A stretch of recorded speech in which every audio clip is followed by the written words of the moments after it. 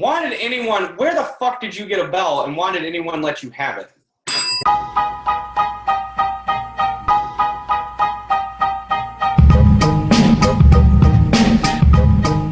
Good morning, everybody, and welcome to the Friday Five, our weekly talk on e-commerce and technology. Today is Friday, July 24th, and this is episode 014. I'm your host, John Suder, coming at you from the Fortress of Solitude in Philadelphia. With us, as usual, is Bart Mroz, all the way up in New York City. Hello, on top of the treetops of New York City. The treetops of New York City. And from way down south, we have Justin Nance, broadcasting from Alabama. Are you in Alabama? In the middle. In the middle What? of Alabama. Yeah, give or take. Give or take. I can't disclose my exact location. I actually on any GPS doesn't recognize this spot. Right. So We can triangulate, and this video is scrambled and will self-destruct at the end. So they cannot deliver to you. who? UPS. No. They usually deliver to us. Yeah. No, but it's only because the regular driver knows how to get here. Right. What do they do, like a dead drop, and you have to do like a handshake and kind of some shit like that? Or they just chuck shit out of the car. Well, I mean, just to drive down the road that we live on, you pretty much have to know people on it or you're going to get shot. So Interesting. Well, that's kind of interesting Yeah. if you want to order from the new service, jet.com. yeah, no, they're pretty much fucked. Okay, so speaking of Jet.com, that's going to be our first topic of the day. Jet.com has launched on Monday. They racked in $1 million in sales on launch day, which is pretty impressive. Wait, is it sales or subscriptions? Sales. That would be sales because aren't they waiving the membership fee? We'll talk about that in a second. Oh, yeah, they are. So the way Jet works, they're going on the Costco method, which means they're offering low prices, but you have to buy a membership. It costs you 50 clams a year to shop on the website. Right now, they're letting anyone get in for free for, 3 months, Bart? Yeah, it's 3 months. 3 months. So, their thing is they promise their prices to be 10 to 15% cheaper than anybody else, including Amazon. And what they do is they gamify the shopping experience by offering. So if you put more in your cart, what is it? More in your cart or more in your shit? It's more in your car. If you buy more, it's what you buy. It's like coupon, like it's all kinds of things going on. So it's not necessarily in a box, but as if you say, you've got 6 items, but if it'll tell you got a 7th, you're going to get an additional discount. Right. Or you save this, or, the more you buy, obviously, the better from them. So it's like Costco combined with games and all kinds of different things. Yeah, it's neat. They give you discounts if you use your debit card. Discounts if you say you don't want to return something. I guess that would apply for things like food. They sell food in there, right? Yeah. They also will you get Jet Bucks, whatever that means, if you shop other sites, and they'll like match it or whatever that is. And you can do that from within the site? Yeah. That's pretty interesting. So they're now already valued at $600 million.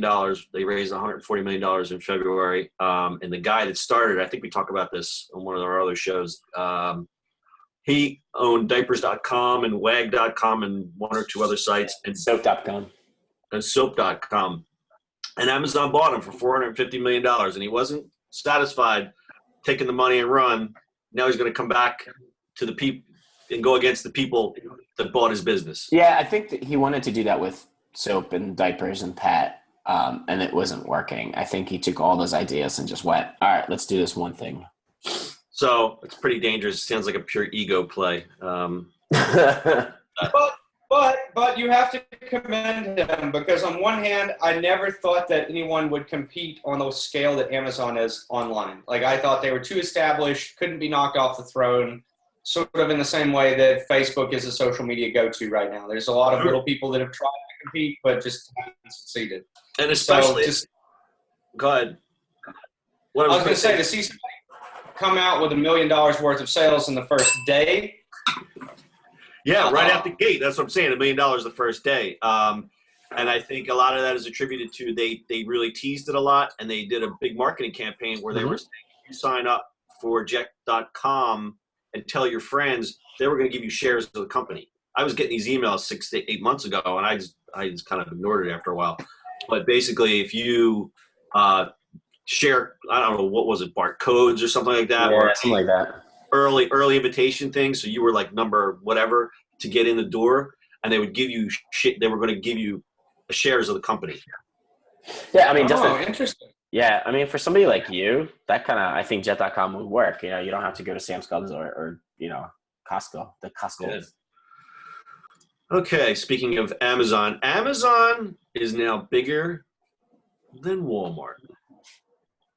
Now that's just their market cap. That doesn't mean that they make more money than Walmart, but I think it's pretty interesting to note that now their value is above 250 billion with a B. Billion. Yeah, so apparently this is one of the first times they actually made money, which is like they actually posted a profit, which is they don't do that. They don't do that at all.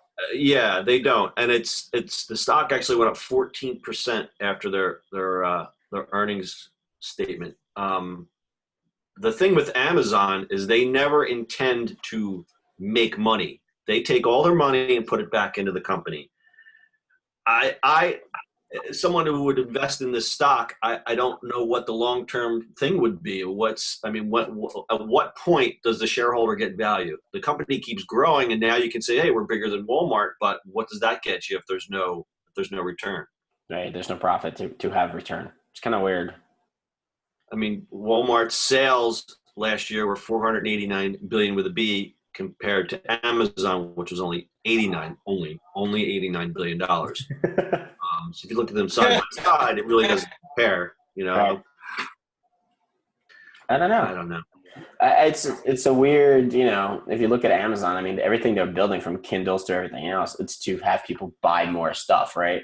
So technically their products, their Kindles and everything else, they're lost for them. They're not making money for this thing. Yeah, they don't make. It seems like they don't make money on anything. And they, the thing about Amazon is they're really, they really foster innovation. And some things work, and some things don't. But the neat thing about them is, like, for instance, the Fire phone. It didn't work. They cut their losses and they sold the phones for 99 cents and said, on to the next thing. Yep. So, speaking of trying to get consumers to buy more, Amazon is launching a new credit card. It's a 5% cashback card for Prime members only. Correct. It's 5% back. Justin, you going to get one? I mean, it was a matter of time, right? I mean, Walmart and everyone already offers that. So, I guess it makes sense them now getting bigger than Walmart. Why not, right? Yeah. I mean, it's not, 5% cash back is not a bad thing, especially for people like us, where I pretty much buy everything on Amazon. Right, same here. If you think of that 5% back, you're going to make up the $99 you're paying for the Prime anyway. It'll be at least a wash. Yeah, exactly. And they just keep adding more perks, more perks, and more perks. I mean, I use the video stream. I use everything that Amazon offers. I guess I'm a lemming or whatever. I have the Fire Stick. I have the Amazon. I have the Amazon Echo, which I love that thing. I'm sold. Wait, you actually love that thing? I do. Yeah, we need to do a follow-up on the Echo. Yeah, you know what? I'll bring it up here and I'll run it through. It's actually pretty neat. I guess the thing is, we keep it in the kitchen. It's a perfect kitchen radio because you go in and you can control the radio with your voice. Now, Justin, you're going to come out and say, well, Siri does that. But it's it looks nice. You can ask it questions. You can interact with it. It's going to do a lot more. It's going to do the Internet of Things. It's going to control lights. It's going to control a lot more parts of your house. So I think I don't think it's going to be one of those projects that they're going to shelve. I think they're in for the long run on the Echo. Did you rename it? Did you rename it to Jarvis? No, we just called it Alexa. But it's really funny. When Sue first started using it, she's not a real technology person. And she'd be like, Alexa, can you please play Pandora? And I'm like, the thing is not going to understand your politeness. Just tell it what you'd feel bad. She'd feel bad because she's like, well, I don't want to yell at it. I'm like, doesn't feel. It doesn't care. It doesn't care that you're being rude to it. But you know what? She's just preparing for our robot masters in the future. Once technology takes over, she's gonna be on top because of her politeness. It would be funny, dude. It'd be funny if they start doing that. She's one of the nice ones. But yeah, she'd go, Alexa, can you carry Underwood? And I'm like, that doesn't understand politeness. Just tell it what you wanted to do. But yeah, it's been very useful. We actually really like it. It's got great sound, and yeah, we're into it. We can deal with the echo at a later time, but you're right. I still stand by it. It doesn't do anything that Siri doesn't, apart from let me buy more shit, which I already have so many avenues of purchasing things in my home that I don't think I need an additional one. Right. I can do it from here now. Hello. Yeah. Bart's buying things from his wrist. I did that at CVS this morning. I was like, later. What'd you buy? Just water after the gym. But it was just like, it wasn't CVS. I'm sorry. CVS does not have that. I was at Wayne Reed. I was like, later. And I have to put my wallet out. No phone. My phone is, I have Bluetooth headphones. I'm just like. That's a beautiful thing. Yeah, I used Apple Pay from my phone at McDonald's the other day because in where we live in the town, the only place that actually does NFC is McDonald's since they're a national chain. I thought I was going to be drawn and quartered and burned at the stake. People looked at me like I don't know, like I just like pulled a rabbit out of my ass. He's a conjurer. So Starbucks, you can just scan the phone. The first time I did it on my watch, the dude behind the counter was like, I don't know what to do. I was like, scan. I'm like, here you go, scan. And I have like in the morning, I have a backpack. I'm going to the gym, headphones on. I don't feel like pulling my phone out because it's huge. Now it's just in the backpack. And I'm like, later. And it's just like that whole experience where we're just like clean. You don't have to do anything. It's hard to get over the fact that you feel like you're getting away with something, which I'm sure, in 6 months we'll all kind of giggle about that. But you always kind of feel like you're getting away with something when you're doing that. Yeah. That touchless. Yeah, exactly. Anyway. I'm sure that's what they thought of you, Justin. They were like, hey, stealing McDonald's down here. No, that's really it. The person behind the register had never seen anyone use contactless payment before. And they're like, what did you just do? I'm like, I just paid for my meal. And they're like, yeah, but you didn't swipe your card. How did you pay for that? And I'm like, I used my phone. They're like, you can't use your phone to pay for stuff. And I'm like, really? And he took his bag and he went, bleh, walked out. I just did it. So right. Yeah, exactly. I just did it. Dude, they would like if we all showed up with the McDonald's, did not know what to do with us. I've had that experience. I've had that experience in the middle of I was driving from here to Vegas. I don't know where I was. Middle of nowhere, town has like a stop sign. We stopped at Sonic, but like in middle of nowhere.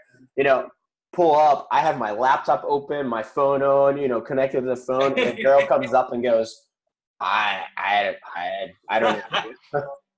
She literally went, what is going on? And they tipped her, and she didn't know what to do with the tip.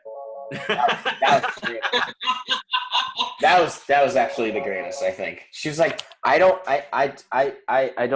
what? Tip? What is this? That's awesome. Anyway. All right, next topic. We got the bell here. The bell says it's time to move. You broke the bell. There you go. Justin, this is up your alley here. This week, a writer for Wired wrote an article about how he worked with a couple of hackers. They were, what's the good ones? White hat, black hat, white hat? White. The good ones. The good guys. Good guy. They demonstrated how they could do a wireless hack to take control of a Jeep Cherokee on the road. And they basically were fucking with the guy. They were able to change his air conditioning settings.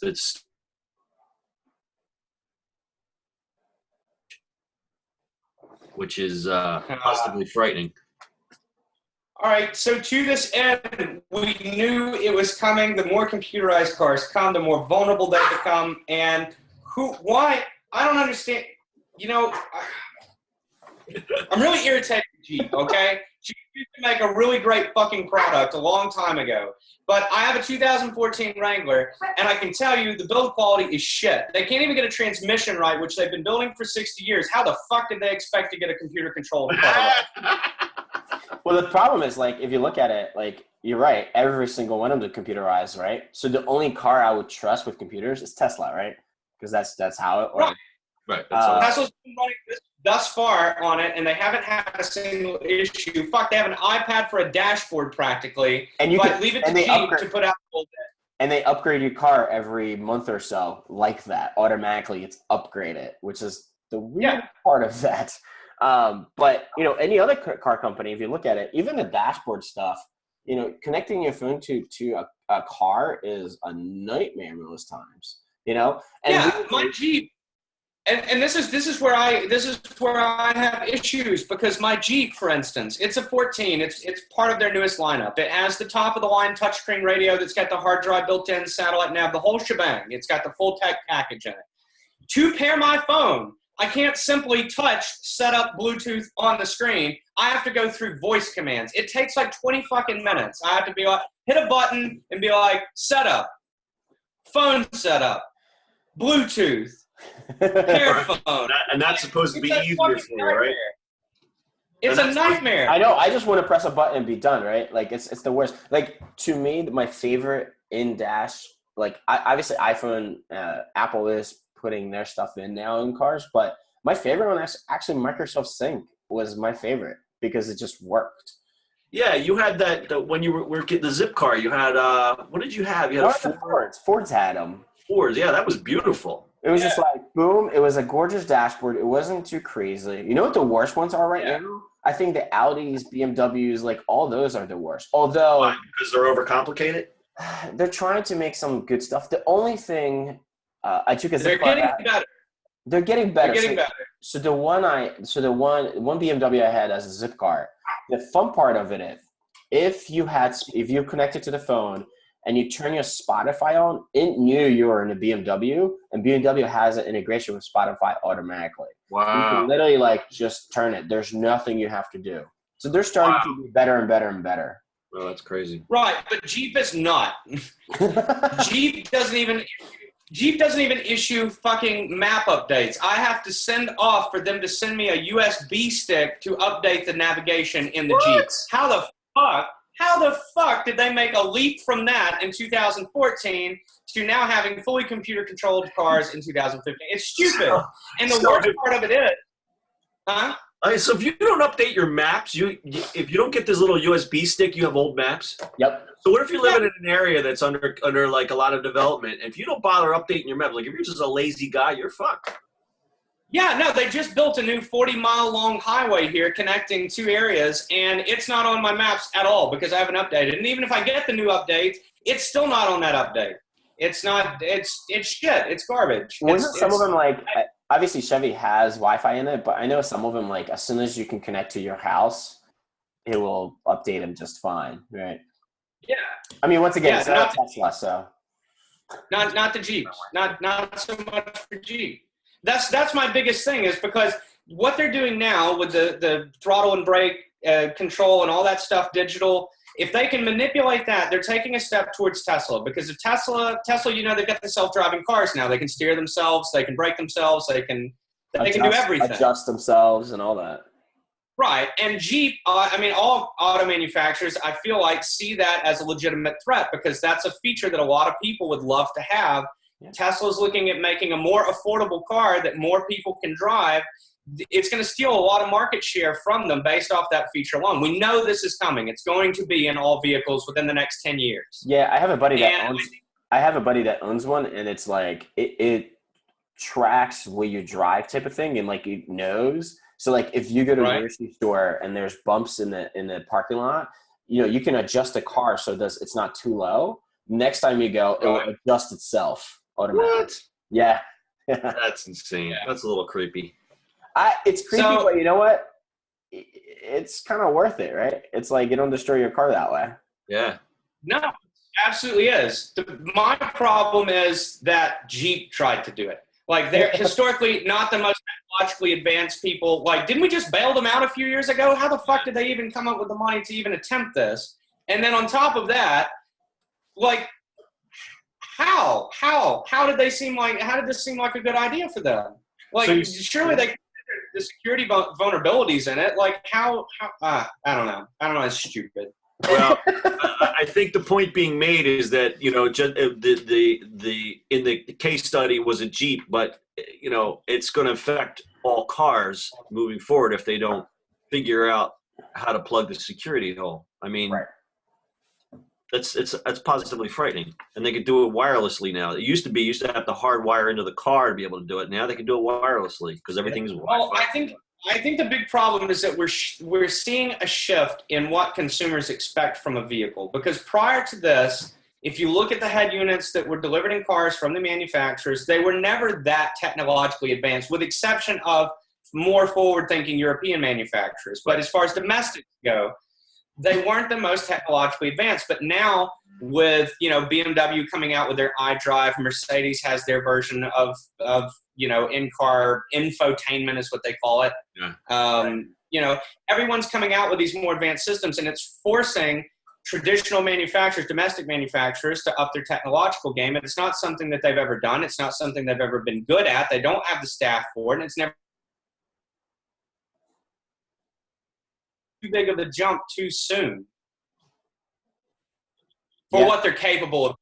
For what they're capable of doing, they made too big of a jump too soon. So you're saying I should hold on to my 96 Cherokee then, right? Yeah, absolutely. You should hold on to the 96 Cherokee. They can't hack I that. promise you. Can't Again, hack I have a 2014 Wrangler, 6-speed that grinds its gears every time it goes into reverse because they use shitty synchronizers in it. If they can't build a transmission that they've been doing for the past 50 years, I would not want them digitally controlling my throttle, steering, and brakes. Yeah, that's gonna be interesting. That makes it 2x more frightening. Yes. All right, let's move on. Product of the week. Besides my bell is a thing called the Boosted Skateboard. Justin, did you have a chance to look at this thing?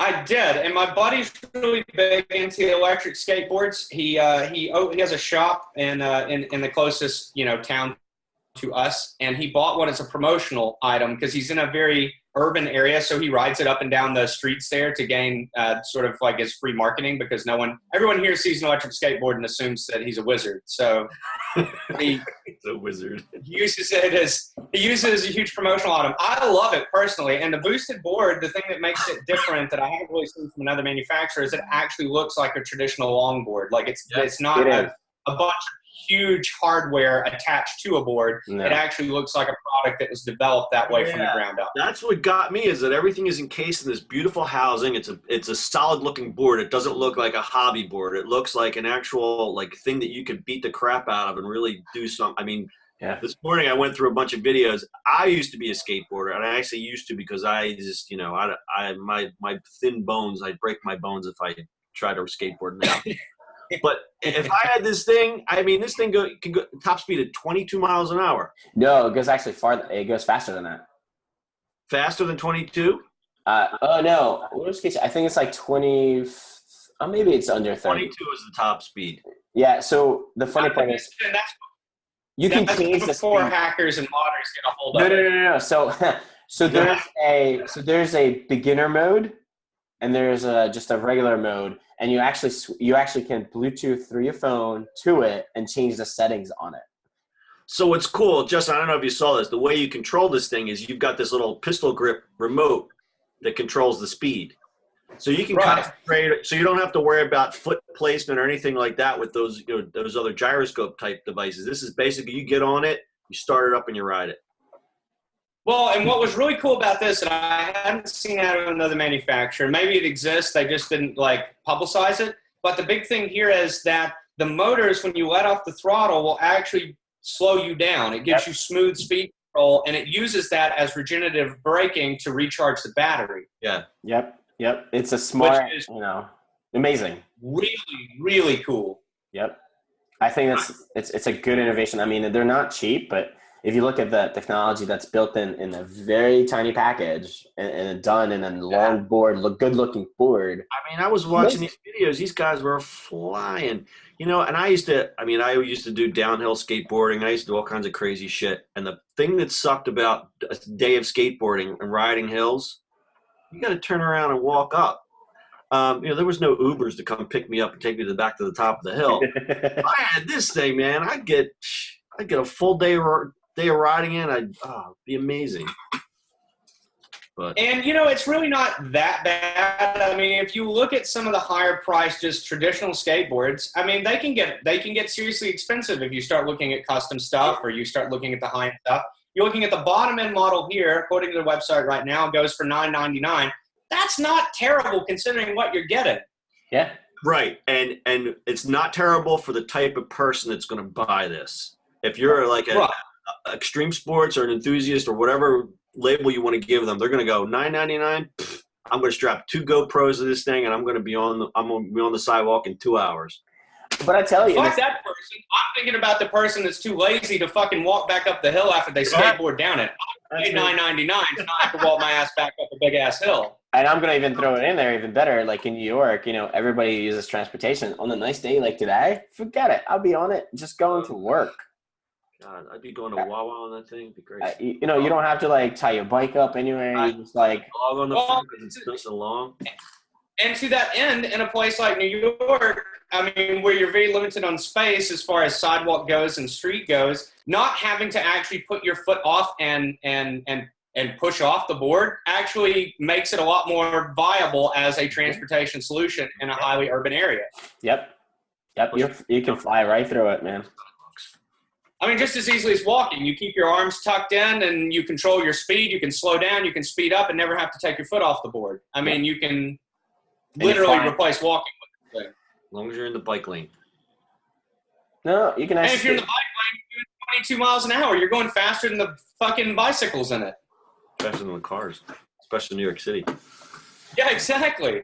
Yeah, it's an ideal solution. It's a good idea. And Speed limit's well 25 done. in the city, so. It's Normally, they changed it to 25. Yep. Wow. you can almost break the speed limit on your electric skateboard. That's amazing. Definitely doing it. You could get pulled over for a speeding ticket, sir. You're skating too fast. All right. And go ahead. Well, sorry. I was just going to say, I normally like to shit all over products, new products especially, but this one I got nothing. I think it's a great idea. Gets the Justin thumbs up. This one gets the thumbs up. What's the seal of approval? It gives it three beard tubs. Yeah, it's like it's 3 beard strokes. 3 beard strokes. All right. That's our new rating system. All right. We're going to wrap this up. You all have a fantastic weekend. We'll see you next week. Peace.